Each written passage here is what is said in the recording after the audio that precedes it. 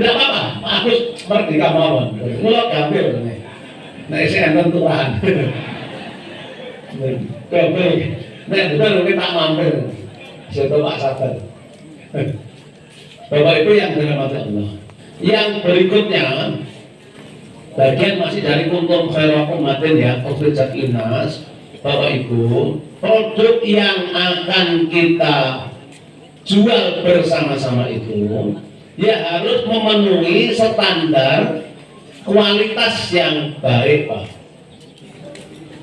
Nah, ini biasanya urusan karbohidrat ini ustadznya kalah ya biasa. Bagusnya karbohidrat, tapi tidak apa-apa, ini bagian dari solusi tadi ya terhadap problem kita. Oh, Ustaz Syakir, non sewu. Ya.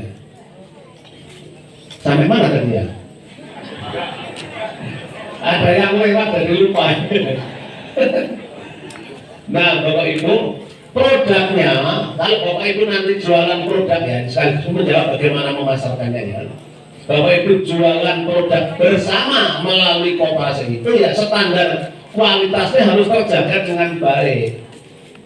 Saya membaca Al-Baqarah 168 itu terkait dengan standarisasi produk menurut saya loh.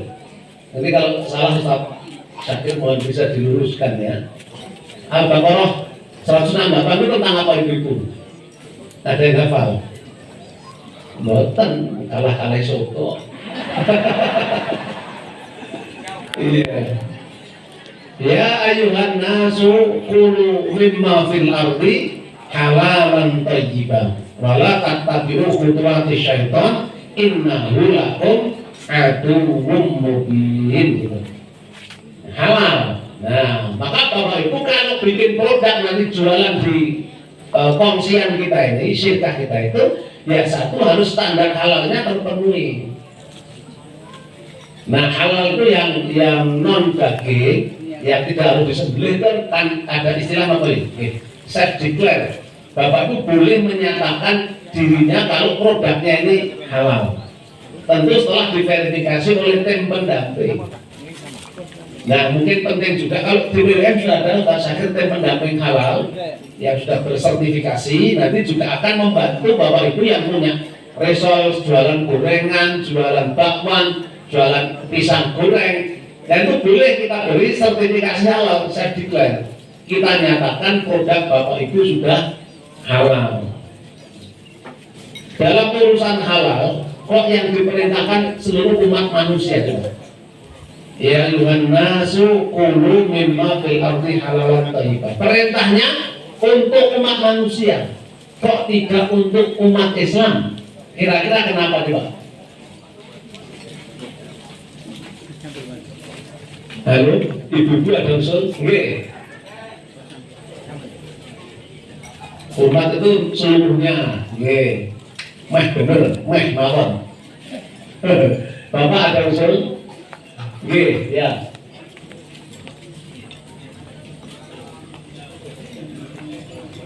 Waalaikumsalam. Saya sambil ngopi ya Pak ya.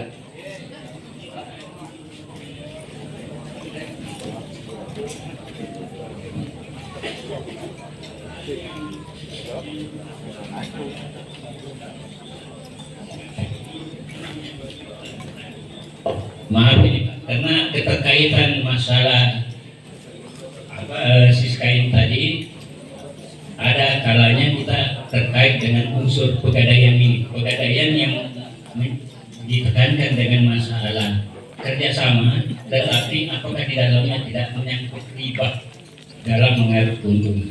Apakah ini masih ditekankan dalam agama itu harus dijalankan atau bagaimana Pak? Sedangkan istilahnya akidah itu merupakan suatu ikatan akad dan kabul. Ijab kabul ini yang sebenarnya harus kita tekankan masalah menawarkan dan mengabulkan. Saya kira itu Pak. Terima kasih. Assalamualaikum warahmatullahi wabarakatuh. Waalaikumsalam. Oke. Jadi kalau nanti betul kita akan melembagakan syirkah kita ini, tentu harus syariah Pak. Prinsipnya harus syariah. Terus saya kira ya. Nah, beliau ini ahlinya Pak. Karenanya harus ada Dewan Pengawas Syariah yang akan memastikan setiap transaksi di kita ini sesuai dengan prinsip syariah. Begitu Pak, insya Allah. Insya Allah. UMJ, Muadzin, Muhammadiyah kesana. Bahkan putusan muktamar sudah berkali-kali itu selalu menyebut kita ini ekonominya berprinsip syariah. Insya Allah ya. Saya kembali ke 168 tadi. Ya ayuhan nas, Bapak sekalian, saya memahami agak beda Ustaz Syakir. Saya tanya, saya cek di At-Tanwir juga tidak nemu jawaban ini. Saya sudah matur Ustaz Hamim. Pak Hamim, ini kalau saya membaca narasi ayat ini, ya ayuhan nas itu aspek pasar. Jadi kalau Bapak Ibu punya produk yang sudah bersertifikat halal dan thayyib, ya, itu pasarnya menjadi semakin luas. Karena yang menyukai produk yang berstandar itu tidak hanya muslim, bahkan kadang-kadang non muslim itu lebih suka kepada produk yang sudah bersertifikat halal, lebih-lebih thayyib gitu. Nah kita ini kan enggak ya, kita ini malah kadang-kadang nggak peduli kok dengan kayak gitu. Terus yang penting enak gitu, apa meneh nek gratis ya. Sudah kalau enak gratisan lah, pokoknya nopo mawon kebeli. Ya, ini problem kita Pak. Sehingga kita kadang-kadang nggak ngecek ini sudah sertifikat halal atau belum, thayyib atau tidak Pak. Padahal kalau yang muslim itu di 172 loh. Al-Baqarah 172. Yang urusan halal harusnya sudah selesai. Tinggal urusan thayyib kalau yang muslim. Standar produk kualitas berikutnya itu thayyib. Ya ayyuhalladzina amanu kulu min thayyibati ma razaqnakum washkuru lillahi in kuntum iyyahu ta'budun. Jadi nek muslim itu harusnya sudah lebih tinggi tingkatannya. Halal dianggap selesai, berikutnya preferensi pilihan orang untuk mengkonsumsi sesuatu itu tinggal yang berstandar tinggi Pak, kualitasnya tinggi. Jadi yang dikonsumsi itu yang memiliki nilai manfaat bagi kehidupan, menjaga kehidupan Pak. Nek tidak ada manfaatnya, tidak dikonsumsi. Nek sudah begitu akan mau ngeyel. Dan karena kita ini ngeyel, rumus itu Allah orang bendino wae ora apa-apa. Kita PKU sudah memvonis Pak Agus ora kena dahar sing kolesterolnya tinggi, yang lemaknya tinggi tidak boleh. Nek sudah dokter memvonis begitu, pun sami nawa atau nama orang usah ngeyel. Wong ora bendino wae ora apa-apa. Nah, ya kan? Allah pisan-pisan muga-muga malah iso dadi wah. Pokoknya makan ngeyel. Angel tuturamu. Coba. Sudah begitu mohon maaf ya ibu ini, mumpung istri-istri gak pada ikut katanya gitu. Karena kalau istri pada ikut, kita tambah sakit. Belum makan, kita udah sakit. Nggak apa-apa lah. Jadi ada teman bagus sekalian, baru pulang dari PKU. Awalnya sudah gulanya tinggi, diabetes itu, ini sudah sembuh. Ini PKU Bantul ya. Daerah Wetanan, bukan Kirenan, ini daerah Wetanan. Pulang sampai rumah sudah 2 hari 3 hari di rumah, itu pengen rasanya itu jajan soto. Kali es teh lah kebiasaannya begitu. Nah, sepeda motor bergerak dengan istrinya ke warung soto Pak, daerah Wetanan, Jogja Wetanan itu. Betul. Pesan soto kali es teh. Nah, belum dimakan, belum diminum. Ini mulai khutbah siangnya itu wis pokok. Wah, wangung. Aduh. Enggak jadi diminum, enggak jadi dimakan, Pak. Suami mutung tinggal mulai sing wedok. Malamnya jelek gula buke kau meneh, Pak. Karena apa? Karena khutbah Jumat. Khutbahnya para istri. Wong es belum diminum Pak. Jadi ibu-ibu hati-hati kalau ngomong dengan bapak ya. Itu bisa membuat bapak masuk rumah sakit gara-gara omongan loh. Bukan es loh Pak. Oh iya. Mungkin aja ngandani bapak, gini aja sari mawon nggih. Kali dinetnya dilus-lus, baru jenengan kandani. Ini arah situ ceramah mungkin. Bapak Ibu yang dirahmati Allah, jadi produk kita supaya diminati oleh pasar itu, ya berarti harus mampu menjaga standar kualitas yang baik. Gitu. Dan jangan menipu. Al-Mutaffifin itu ayat dilarang menipu, gimana ayatnya itu? Wailul lil mutaffifin alladzina idza qamu 'alan nasi yastawfun wa idza qamuhum aw wazanuhum yukhsirun. Ini soal timbangan Bapak sekalian. Dan ini timbangannya apik kan pelanggan seneng. Ini sebaliknya kalau timbangannya itu tidak baik, itu sungguhnya mencelakakan diri sendiri. Jangan sampai kalau kita ini beli minta dilebihkan, kalau kita nimbang malah dikurangi gitu. Nah, kadang-kadang ini dongengel, lah pulaannya pun kurang kok Pak. Misalnya kita beli satu sak gula pasir ya Pak ya, ditimbangi jadi 1 kilo satu kan harusnya terkumpul 50 bungkus ya 50 kilo. Katanya itu nek ditimbangi tenan 1 kilo 10 on enggak jadi 50 bungkus. Betul ya? Tenang nih Pak. Nah, kalau dari tahu bakul gula soalnya. Nah, terus gimana solusinya kalau begitu? Berarti sudah masalah di kemasan besarnya ya, di pulaan itu sudah jadi masalah. Yang orang sing dosa sing dodol pulaannya itu Pak. Nah, kita terus gimana ya? Gimana mencuri timbangannya bahasa kena orang itu? Wong pulaannya sudah nggak jadi timbang. Tapi kok saya belum yakin ya, sebelum ada pembuktian. Kan kita nggak boleh omong-omong saja kan? Nah, sekarang kita buktikan nanti Pak. Sing bakul dulu gitu. Gitu kalau memang tidak genep 1 kilo itu 10 on, ya ditulis saja. Gula tidak 1 kilo gitu. Gula hanya 9 on oleh orang payu. Kadang-kadang kita itu begitu Pak, sudah laris, barang dagangannya laris, itu kualitasnya dikurangi sedikit-sedikit. Soal timbangan kan, ukuran kualitasnya kan soal timbangan juga ya Pak ya, gitu. Dan pengen untuk bati saoke-oke. Padahal sesungguhnya itu mencelakakan Pak, dan celakanya nggak hanya di akhirat. Di dunia celakane bakul itu pun ditinggal konsumennya Pak. Awalnya rame karena kualitasnya dikurangi, ngapusi kali koperasi ini kali sponsor syirkai, akhirnya ditinggal. Wes rasa tuku, boleh buat Pawiro nggak usah. Nah kenapa? Timbangannya orang bener, nggak jujur. Kita nggak usah nyotorin mana kayak orang jujur.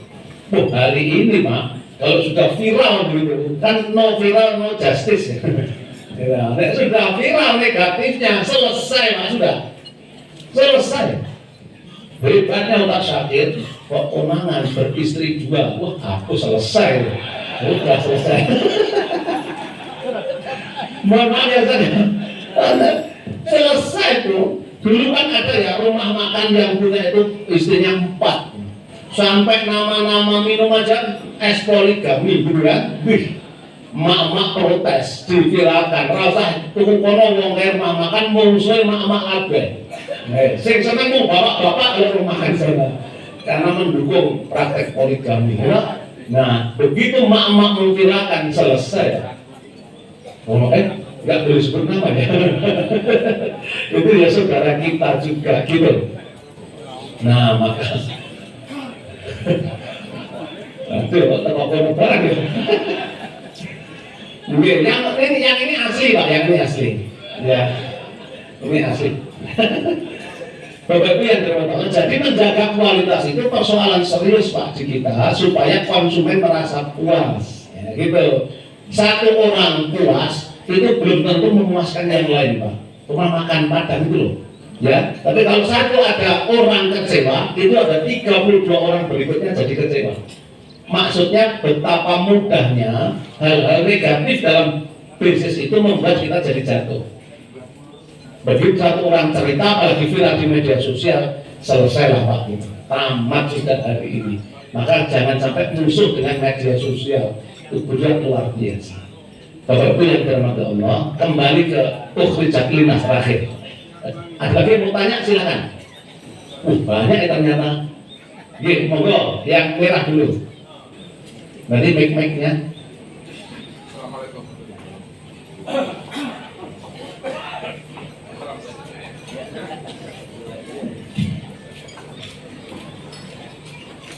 Waalaikumsalam.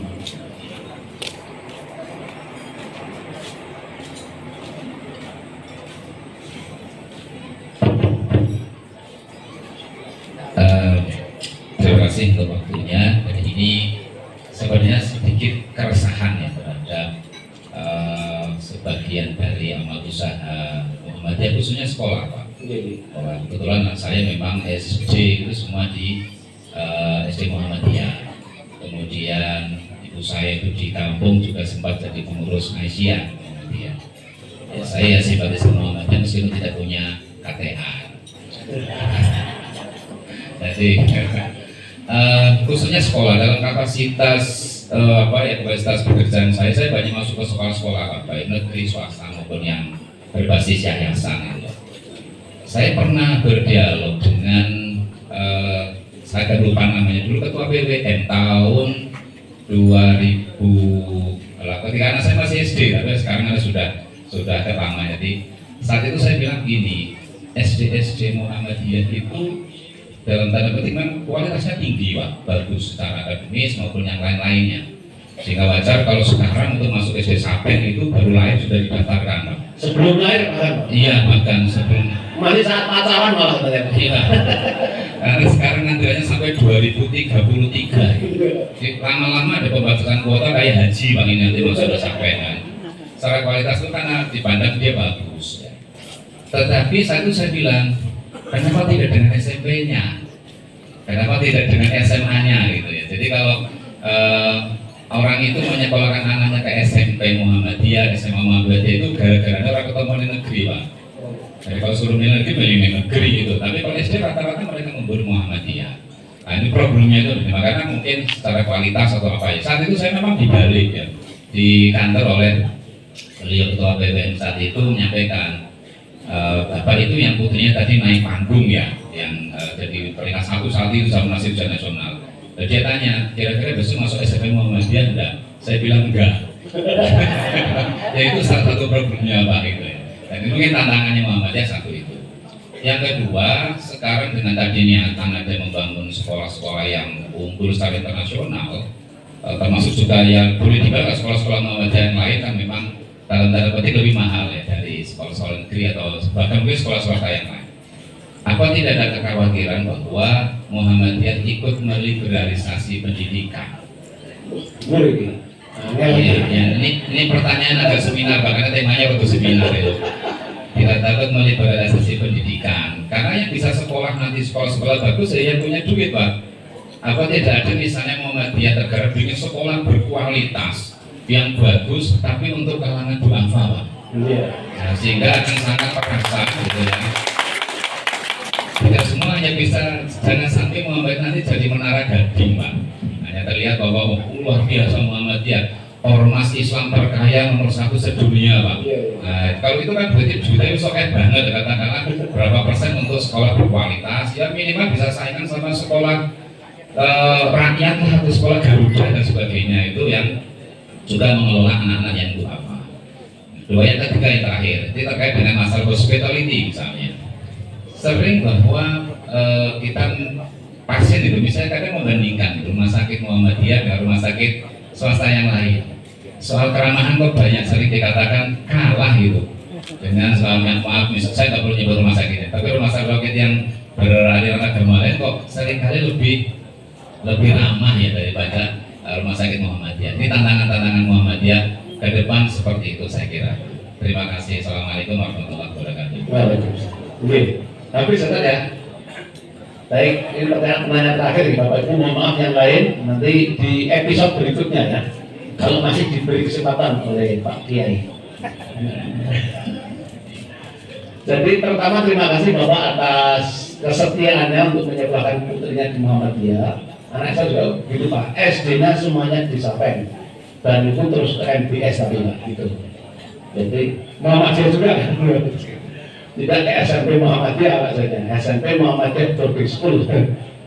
Gitu. Jadi, nah betul Bapak Ibu, yang MSUS dan yang lain tadi itu sengaja kita bangun untuk menampung orang-orang yang secara ekonomi memang berbeda. Karena orang kaya itu, nek disuruh bayar murah malah nggak mau Pak. Aneh kan? Gengsi. Dikira malah ngece malah. Jadi setelah Ustaz Syakir itu memang jangan dikasih murah kepada beliau. Jangan. Semakin mahal semakin terbeli gitu ya kan ya. Gitu. Memang kelasnya ya beda Pak gitu. Dan yang memang pertanyaannya betul Bapak sekalian bahwa kita perlu sekolah yang berkualitas internasional tapi yang murah untuk kalangan duafa. Wih. Angel, mas saya membayar king pundi. Mungkin subsidi silang. Betul, tapi ini PR tantangan bagi kami supaya bisa mewujudkan sekolah yang inklusif ya, bisa dinikmati oleh kalangan-kalangan terbawah sekalipun, tapi kualitasnya tidak murahan gitu, kualitasnya tidak gratis. Terima kasih Pak, ini keren ini. Rakyat juga boleh pikir Angel ini. Tidak apa-apa, tapi challenge yang hebat. Ngapain ya Bapak Ibu sudah siang ya? Saya juga segera ada agenda ini jam 8. Terima kasih Ustaz Syakir, terima kasih semua jamaah dan mohon maaf kalau banyak hal yang tidak berkenan. Insya Allah nanti akan kita lanjutkan ke sesi-sesi berikutnya. Nasrullah Fathul Qarib wa Basyiril Mu'minin. Assalamualaikum warahmatullahi wabarakatuh. Jazakallah khairan jazak kepada Ustaz Ridwan yang telah menyampaikan paparannya pada pagi ini. Jamaah sekalian yang dirahmati Allah, untuk tidak lanjut dari atau follow up dari kajian pagi ini, kami sudah membuat grup syirkah nanti ada informasi lebih lanjut. Jadi potensi jamaah kita ini sudah semakin luar biasa. Ada UMKM yang juga patut kita support untuk biar terus berkembang dan jamaah juga bisa manfaatkan dengan jumlah yang mungkin hampir sampai 1000 sekarang nih. Ini potensi yang luar biasa. Baik, nanti silakan bergabung di grup dan tentu Syakir mungkin ada yang mau disampaikan. Baik, assalamualaikum warahmatullahi wabarakatuh. Dimohon kesabarannya sebentar. Alhamdulillah pagi ini kita kembali mendapatkan pencerahan yang luar biasa dari Ustadz Ridwan. Mencerahkan betul. Alhamdulillah, kayaknya memang berlanjut. Ini kali ketiga beliau mengisi. Dan alhamdulillah pagi ini betul-betul cerah, walaupun anginnya tadi subuh cukup kencang. Ya, alhamdulillah anginnya mendorong Bapak Ibu untuk hadir ke pengajian Kopi Ngaji. Sekedar pengumuman bahwa hari ini Kopi Ngaji kita, pengajian umum Kopi Ngaji sudah berusia 4 tahun lebih dari 2 hari. Alhamdulillah, dari 50 jamaah kita rawat, kita ajak untuk berdakwah, untuk ajak-ajak bahwa berdakwah itu bukan hanya kewajiban para ustaz, tapi kewajiban kita semua. Ngajak keluarga, ngajak teman, ngajak tetangga, ayo ngaji di Kopi Ngaji. Alhamdulillah hari ini cukup banyak. Sebagai wujud syukur hari ini soto. Ya, ada dari jamaah kita juga, dari jamaah untuk jamaah. Ya. Kemudian yang kedua, Kopi Ngaji mengembangkan sayap dakwah Kopi Ngaji untuk kaula muda. Ya, ini harus kita support penuh karena tidak mungkin kita andalkan dana dari anak-anak kita. Anak-anak kita juga dari bapak ibunya juga. Semalam alhamdulillah berhasil kita kaji juga tentang start small, big dream ya, atau dream big ya. Jadi mulai dari yang kecil untuk meraih mimpi yang besar. Ya, yang mengisi alumni Fakultas Pertanian UMY. Ternyata pernah ke sini tahun lalu. Pendapatannya saja alhamdulillah 60 juta per bulan. Itu tahun lalu. Jadi dia harus menularkan ini. Nah, untuk pengajian seperti ini memang full kita harus dukung.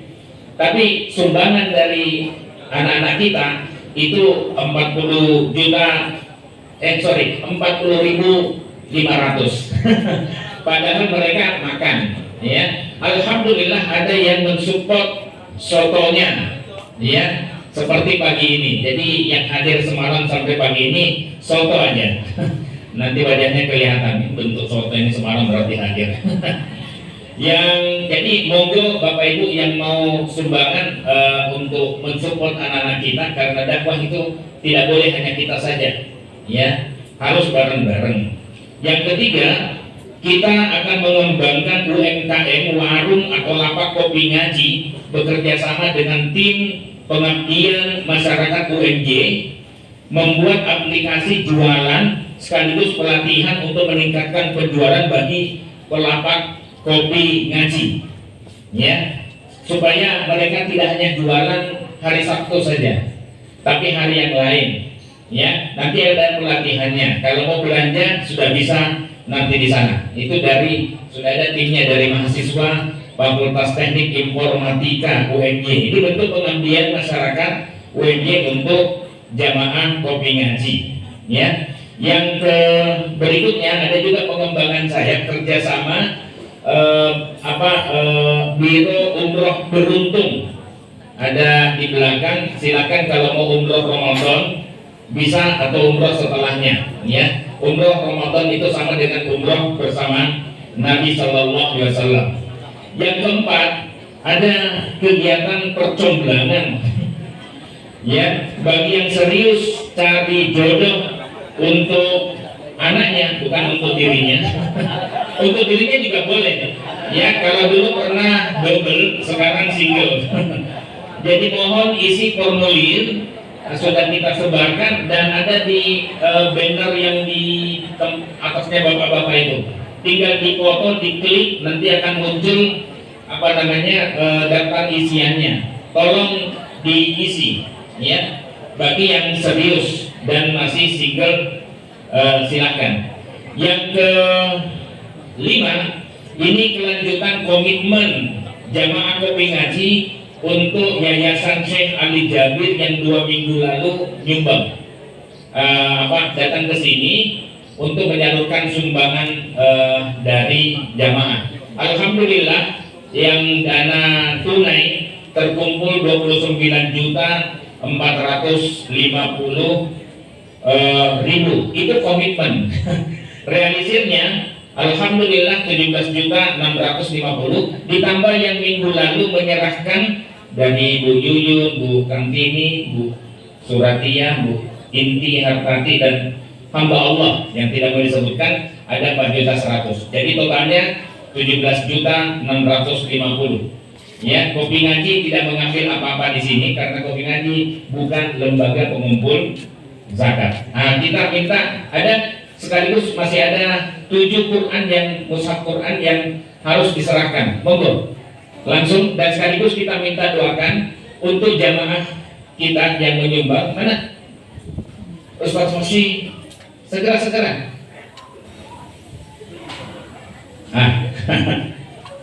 Oh gini, matur nuwun sangat nggih.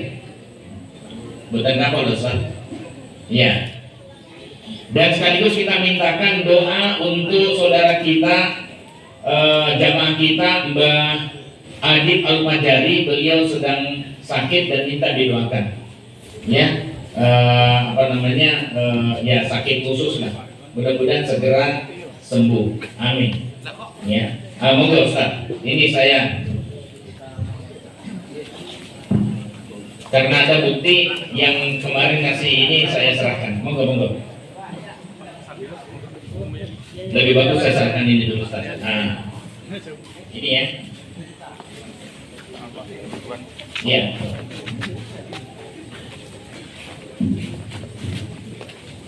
Alhamdulillah.